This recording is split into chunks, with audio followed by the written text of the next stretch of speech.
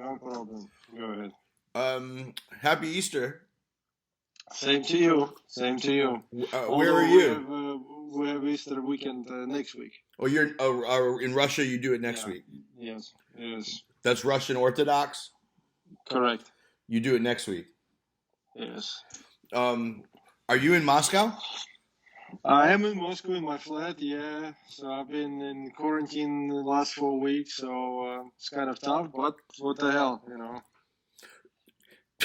Yeah, what the hell? Listen, we do the five. It's nice to see you again and nice to hear from you. We do the 5-set format. So, I mean, honestly, let's just get right into it. The first set, it's the off the court report. Are you in lockdown or are you you're not in quarantine? You're in lockdown. No, not official quarantine. Yes, I decided 4 weeks ago that I just don't want to take chances to get sick because we're here in Russia at the stage at the moment where we're not on the peak in the mountains of the all the infected people. We're just slowly climbing up. So is that a fact? Is that a fact that you're still sounds like you're where I'm in Los Angeles, and I don't think we've gotten to the top. Correct. That's how I feel. That's how everyone feels here in Moscow as well. So if I can avoid to get virus right now or get sick at worst, I'm gonna stay home for as long as possible, for at least another 4 weeks. What just is to keep myself sharp. What is the general situation like in Russia? Well, it's the infected, we get infected people almost doubling. We had I think yesterday around about 700, and I just saw the report on national television. We are like almost to 1,200, and it's been some casualty. I think like 10 people died. Again, the country and the Moscow city where I am at the moment are getting ready for wars for next upcoming 2 weeks. Now, are the people of Moscow taking it serious? Are people on the street? Is your golf club open, or is everything closed? No, unfortunately, everything is closed. All the gyms, all the sporting facilities like tennis clubs and golf clubs, of course. Everything shut. And everything shut down. Yeah, only it's like in the US. The only things working is the supermarket, food shops, and the pharmacies are open. So that's about it. Have you been satisfied with leadership? Honestly, I feel like we should have done that at least 2, maybe even 4 weeks earlier, because in that case we could have avoided that the whole spread, the whole pandemic getting worse and worse. So, but we did it, and hopefully again we will get through it nice and easy. Now let's move into the second set. It's what we call the on the court report. With people getting sick and people dying all over the world, it's not always the best conversation. But part of this show, right, is to maybe take people's minds off of it and whatnot. But I want to talk about the business of tennis.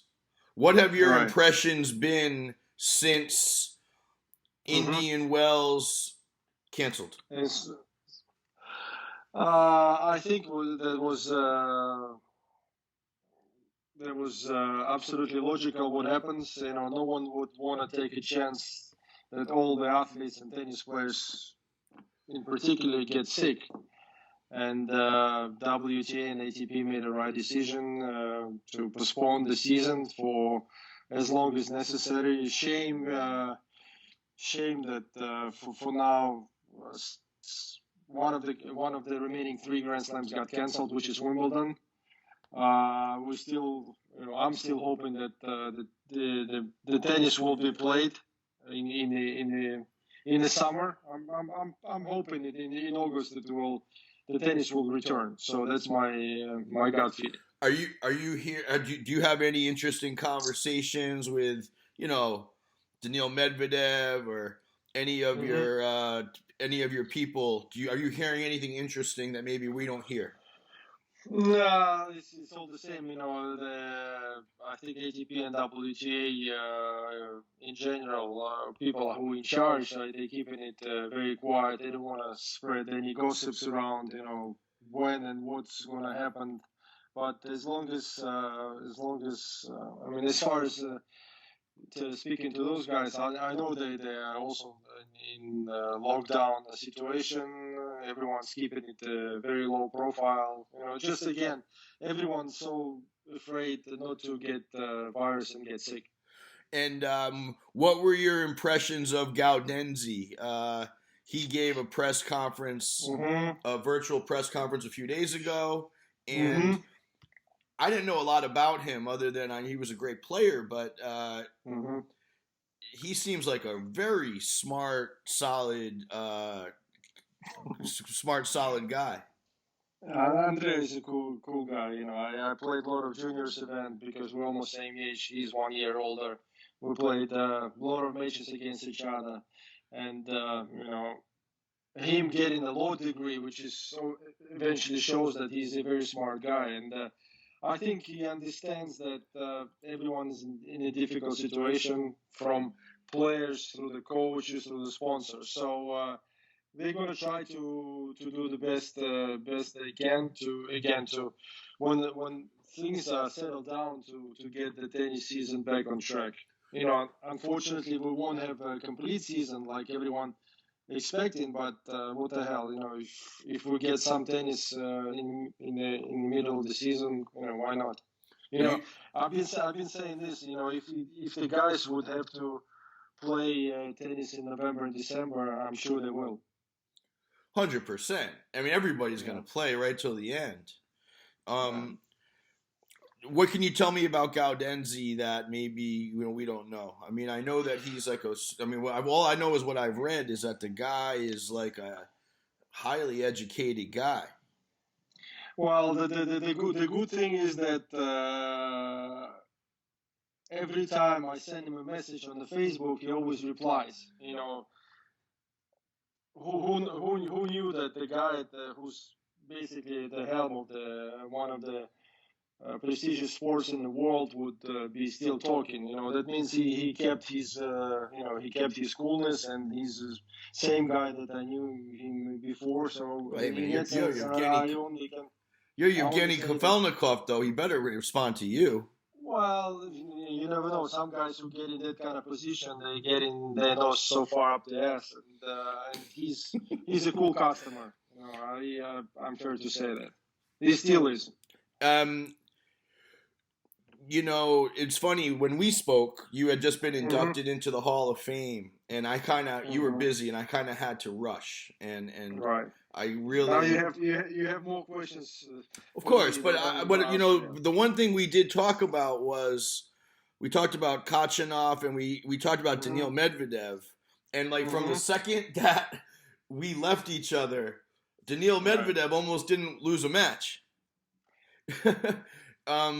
What were your impressions of the summer he had? Going right up until, he played, Rafa so tight at the U.S. Open. All I can say that that kind of season, a stretch of, I think 1.5 months, is going to be hard for him to repeat it, maybe even impossible, because the whole things came together in one piece for him to have that kind of 6 weeks.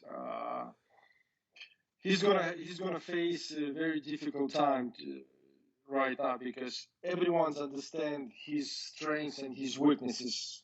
What are they right now? And everyone will play to the advantage. And that's why Daniel had very mediocre start of the season. The Australian Open wasn't the results that I thought he would get. Then a couple of indoor events, which is he didn't play well. So, and of course that right now, that break for whatever month, for as many months as we have, he's gonna he's going to be, he's going to have difficult time. But when you were, and at that moment when he played well, I mean, that had to have been very surprise. Was it surprising for you, or did you just think he had just kind of hit a great groove? Listen, he got surprised. Everybody got surprised because no one knew his full potential, and no one really was taking his game seriously. And that's why he was able to play so well starting from Washington all the way to the U.S. Open. But hold on a second. But he is so good, man. He's so athletic and so good. No, you don't think so? He is so good, but as all the other or any other humans, he's got some weaknesses, and those are weaknesses that he has. They are so how to describe it to you. They're so deep that if someone will use his weaknesses to their advantage, he's going to struggle, and that's I think. Daniel needs to work on those weaknesses very hard to be able to play or to maintain that top 5 level, which is where he is right now. What do you think are his weaknesses? I think his biggest weakness is his forehand. I think his forehand could be dodgy at the times, and especially when under pressure. And people and players understand that. He's you think the forehand gets tight? The forehand gets tight. He's human, yeah. His forehand can get really flat at the times. He can miss the balls by 3-4 feet when he's not confident. And his whole game is based on confidence. And I think once he's struggling with confidence, he's gonna lose matches. We also talked about Kasatkina. I like to talk about the Russian players with you. She started to play a little bit better, but she's still her serve is tragic, huh? The whole game is tragic to me. When I know her potential, when I know how she can play, I mean, it hurts me watching, and it's basically wasting time and talent by what she's doing. And I think she can get really proper help if she wants to, but it's up to her. I'm not gonna interfere and then get into the process of coaching her before she asks for help. But I think if she gets right person near her, she will be where she belongs.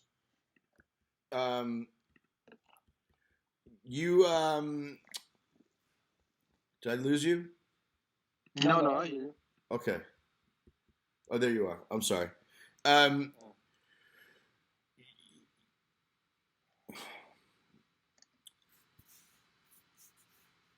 Set number 3 or not yet?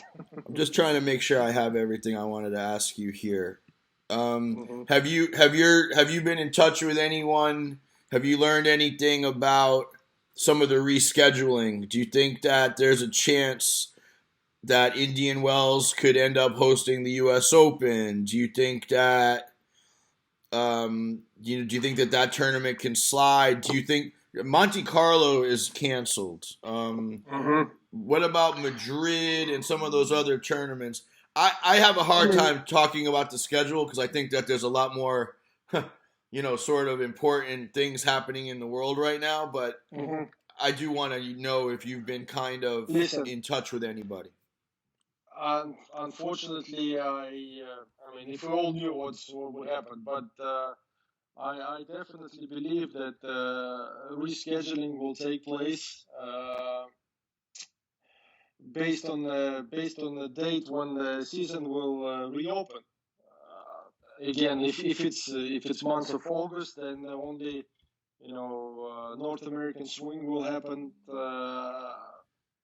because the Madrid, I don't know what kind of venue they have, whether they have indoor courts, whether they will be able to play in the months of September still. But I think I get a lot of criticism for French Open to being moved where they did move. But I think in the times like this, we shouldn't criticize them. They did what's best for them. Well, they were trying to save a big event, man. Billions of dollars.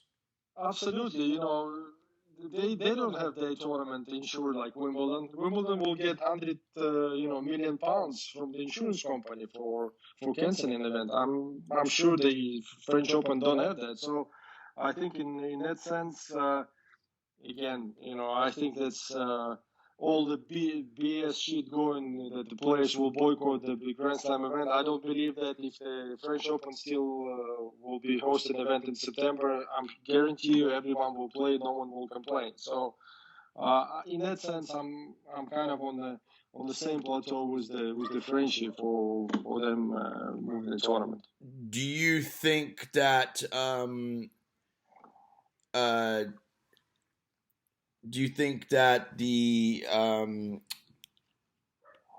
the U.S. So they talked about the U.S. So I'm sorry, I just forgot what I was going to ask you. Let's move into our third set. This is the portion of our show where we talk about your career. Mm-hmm. And the last time we talked quite a bit about how you came up, and you explained it, but we never really got to talk about some of your big results. So I kind of thought that with the clay court season about to start, it used to start. Would it be fair to say that was your best surface? Because I see your results. You were really unbelievable on all the surfaces. I mean, you didn't have a great grass court result, but you were a great indoor player. I think the indoor was the best surface for me because no wind, no sun, and ball always bounce in the sweet zone for me. So I was able to control the ball very well. You had incredible indoor results. Yeah, but going back to the clay court, I think clay was one difficult surf for me because I was always wanted to have a big number of matches on the clay before I really felt like I was playing well enough. Although many players or many experts were criticizing me for playing a lot of matches, a lot of events, losing the first rounds, but what the hell? I did what was best for me. Yeah, your results though? When I looked at it, like you had terrible results in Monte Carlo. First round because that was only the second event on the clay, which is on the clay court, which I played, and I always needed 3-4 weeks to get adjusted, to get comfortable. Okay, so explain that. So how would you do your clay court season, year in and year out? What tournaments did you play? I did. I always wanted to play from the first week possible on the clay, even though I could be occasionally started in Estoril in Portugal, losing first rounds to nobodies. Then going to Barcelona, starting to already to play a little better, but not enough to win the matches. Monte Carlo as well. I was right about Hamburg time when I felt like my confidence was coming back, and I felt like I was playing well enough to win matches in the tournaments. So the year that 1996. What did you do leading up to the French? What did I do? I think I played Estoril. I played a lot of tournaments. I played Estoril. I played Monte Carlo. I think from Monte Carlo I went to Prague and won my first clay court tournament in Prague, beating some really good players. And then I felt like who did you beat in Prague? Prague, I beat the guys like good clay court players like Javier Sanchez, Christian Ruth, the father of the young kid, the father of Casper Ruth, and I played Bodan Ulirak in the final, which was very hell of a clay court player. So you started in the final. So you started peaking, getting confident. I started to play well. Then from Prague I went to Hamburg, beat some fantastic players, beat Carlos Moya, beat Sergio Bruguera, although lost to Roberto Carretero, who won the tournament. But I was playing already well enough. Get to Paris. You get to Paris. My man, you didn't. You only dropped one set the whole tournament. But I want to go. You get to Paris. How does the tournament start for you? Well, I got to Paris, but before Paris, I went to Düsseldorf, and I whacked Pete 6-2, 6-2 there. So my confidence was on a fantastic level. So I got to Paris. I look at the draw, and I see the really good opportunity for myself to get to the second week, and that's what everyone wants to do. Get somehow, waste as little energy as possible to get to second week, and that's where the really tournament starts. But hang on a second. So did you were you like a big routine guy? Did you always stay at the same hotel, eat at the same restaurant, all that kind of thing? I did like to do the same things all over again if I was quite successful. Yeah, I think I stayed in the same hotel from previous year. Then big thing was I was playing doubles too, so it was all the circumstances were right on the right spot on for me to play well. So one of our mutual friends told me that you're just such an animal that you would play your singles match, then you'd leave the match, you'd hit, you'd practice for an hour, and then the next day you'd go play doubles, and you did that for 2 straight weeks. I was 22 years old. I was full of energy. I was physically fit, and in between, I was running. I think I did three or four times during that 2-week stretch. I ran 8Ks, 8 kilometers, 20 laps on the track and field track. Just to stay loose. Yeah, just to stay physically fit. And you beat, like I think you beat Galo Blanco, then you beat a couple other Spanish guys at first. Yeah. I beat Galo Blanco, I beat Thomas Johansson, which is I had problems with on the fast surface, but on the clay he wasn't that great, so it was logical. Then I beat Felix Mantilla, who was hell of a clay court. Right. So I'm saying when I saw that. Once you got into the 4th round, you must have been feeling incredible, and your doubles and you were winning everything with Vacek. That's another mystery to me, for everyone else. I was winning with that guy, but Daniel was a great guy, great partner. He was always warming me up before my singles matches when it was necessary. Practice with him for 2 weeks, so it was really fantastic. Tell me about the second week. Second week, the only guy who gave me a bit of problems was Richard Krajicek, but I think I played him that year earlier, somewhere in Rome maybe, or Hamburg. I beat him quite comfortably. So again, I never felt like I was under pressure. I felt like always that I was favorite going to every match against anybody there. So what was your when you got to the semi to play Pete? That was obviously his best result. I mean, you really just sort of tore him apart. What was it like to step on that court in the semi, knowing you just were 6 sets away from winning the tournament? I was playing Pete second time in 2 weeks, because that match, that previous match, which is I beat him 6-2, 6-2, gave me confidence in that. Pete is beatable, And then the 7-6, 6-love, 6-2 was routine second and third set. First set was big battle, and once I got past that, Pete just kind of he knew that maybe he ran out of steam because he was playing three 5-set matches before, against tough players. But I will never take that as an excuse for him. I beat him 3 straight sets, so what no one can take it away. What was it like to play Pete in general?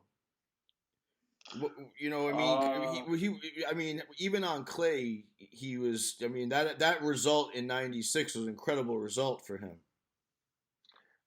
Well, he was playing well, and the condition was suited for him. It was really hot and in Paris that year, and the courts were really fast, and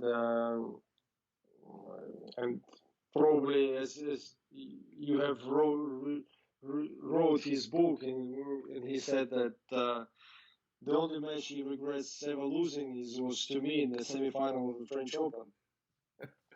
That's what he wrote? I think so, yeah. He wrote that was his big regret? There was a big one of the matches he always regret. Wish he could have back. losing to me, yeah. Losing to me in the semifinal of the French Open. When you got to the final, do you have any interesting memories from that day?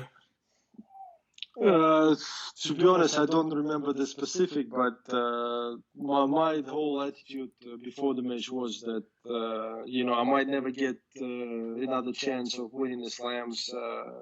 Leave everything what you have on the court without regretting. So don't get regrets after the match if you lose. So I left everything on the court. 3 straight sets.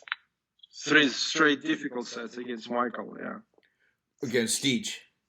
Yeah. Same thing. What kind of player was he that year? I mean, he's one of the most. I feel like he's a very underrated world-class player. In terms of former world number 1, he won on all surfaces. Michael. I think Michael never got to number 1 in the world. I think he got to number 2. But again,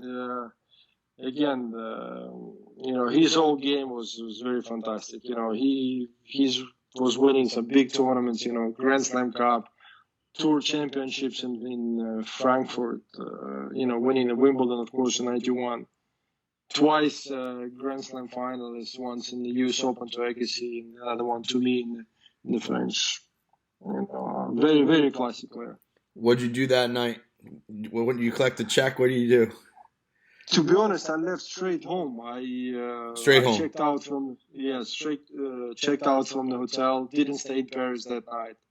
Left because, to be honest, I didn't want to have that one of the crazy nights probably in my life, because a lot of my friends were in Paris and I want to go and celebrate. I said no. I need to get out of this. So I jumped in the plane and then took off. Yeah. And who was with you? Who was with you when you left that? When you were that second week? Who was in your box? My coach, my fitness coach, and was my girlfriend at the time, who became my wife later on. So I think four people in my box. Flew straight back to Moscow. Yes. And did you ever have like a big parade? Did anything, No. I was never a big guy who wanted to celebrate all of my accomplishments. I was always wanted to keep low profile. How did that winning the French Open change your life? I was the first ever Russian to win the Grand Slam. I think I got a lot of recognition and a lot of support back in my home country from all the people who lived here, and that was good. It was good. Tennis was booming at the time in my country. It was one of the most popular sports at the time. So it was big and huge. One of my friends wanted me to ask you. Mm-hmm. Do you believe that the they used to be the Super 9s, now they're the Master 1000s? Mm-hmm. Do you still think that the best of 5 final should still be there? I think I always said it that, you know, anyone can lose a match in the best of three sets because, you know, quick and you don't get, you know, warm enough and so on. But best of five matches, the better players always win. That's no question. And in the big tournaments like what we have, Master Series 1000, I think it should be mandatory that final matches would be best of five sets, as well as the final match of the Tour Championship. I don't know why they reduce it to best of three sets now, but it used to be some classic matches, but and the one who stands up, which stands up to me right now, still best matches I ever witnessed live was Baker Sampras in Hanover 1996. You love that match. It's the best match I ever. You know, it's funny. I ever watched. I was talking to one of our friends the other day, and he said that the best match he saw he could think of was when Goran beat Pat Rafter at in the Wimbledon final. Yeah, in some degree, yes. But in terms of, you know, quality of the tennis, I think it's the best by far. Let's move into our fourth set. This is the 10-ball scramble. We don't do a deep dive. We basically, I say it, and then you say what comes into your mind. Your best moment in tennis? A couple. Tell me. A couple. I think I always said that all of my great accomplishments, they are on the same plateau, which is winning the Slam, number one in the world, Davis Cup, and Olympic gold medalist. So those are four on the same plateau. Do you put the Australian above the French or the? No, I rank them the same way, you know, because they mean so much to me, and I'm not going to put one above another. Your worst moment in tennis? Shit. It's a difficult one to answer. I don't know. I had a couple of tough losses in my career, which is regrettable. But again, you know. Was there ever a moment in your career where you were just playing such bad tennis, you were a little bit lost personally or professionally, and you thought about quitting? Did you? I never thought about quitting, but in 1998, I think when I started to play not on the level which was satisfying to me, like in the spring or in the summer in the US, when I basically split up with my coach and I left on my own for 3-4 months before I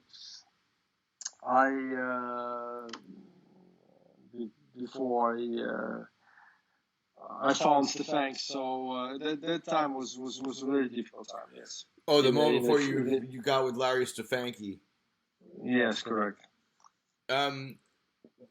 What was there a great mistake you made during your career that if you could change it, or is there any advice you give to young players?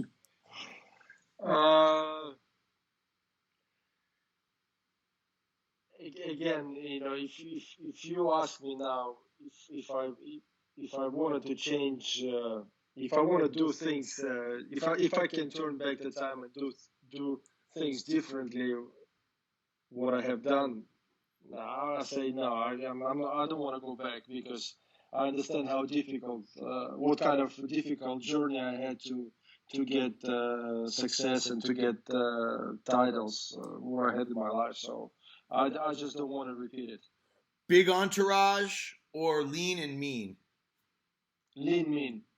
You don't like the big entourage? Not at all, man.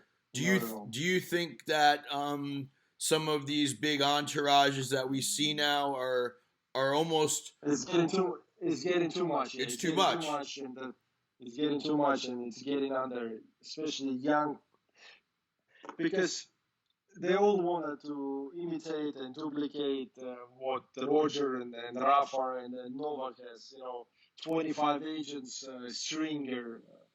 Look, I had coach and one physio guy next to me. Two people. Not even my agent. He was attending only on the Grand Slams to watch me. So I think that's where young ones making the big mistakes. They want to have big entourage, and that's where they kind of ruin their careers. Your best friend in tennis? I'm friends with everybody. I was lucky enough really to see John McEnroe play live. My first year on the tour was 1992, and I saw John play. I was him in the locker room, and of course Ivan Lendl, Stefan, Boris, and I was lucky enough to be in the locker room with Rafa Nadal when he was 15 years old, playing his first year on the tour in 2003. So in that sense, I was really lucky to see different generations, different kind of players. But again, friends with everybody, really don't have problems with anyone at all. Did you own your own plane? I did for a little bit when it was really necessary for me to save some time on the traveling, and I did it. I think I had it for 3 or 4 years. How was that? It was cool. It really saves a lot of energy and time. Your favorite doubles partner? Oh, I think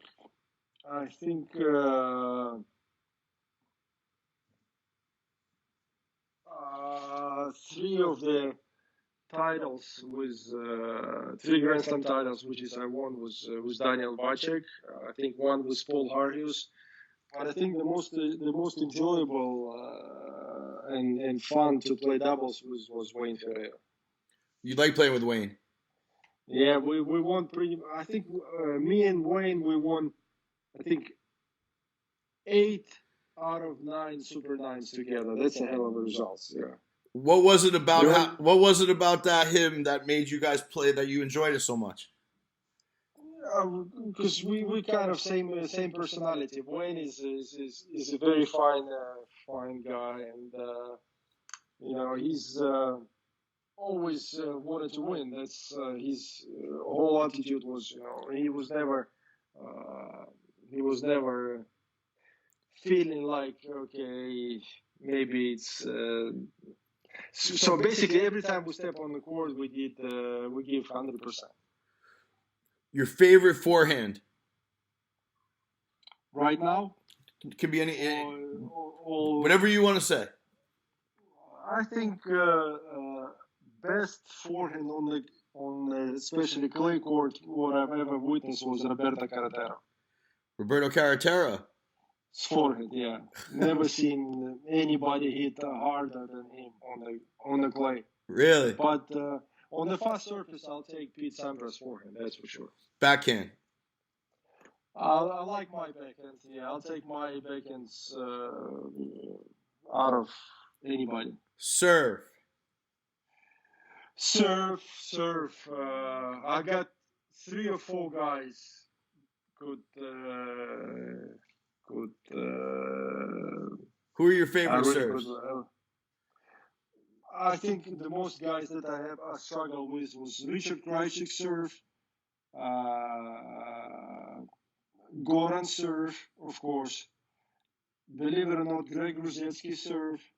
Great serve. And great serve. And Wayne Arthurs. Wayne Arthurs had an unbelievable serve. That serve is a weapon. His serve was a really weapon. Wayne Arthurs. Yeah. And your favorite volleys?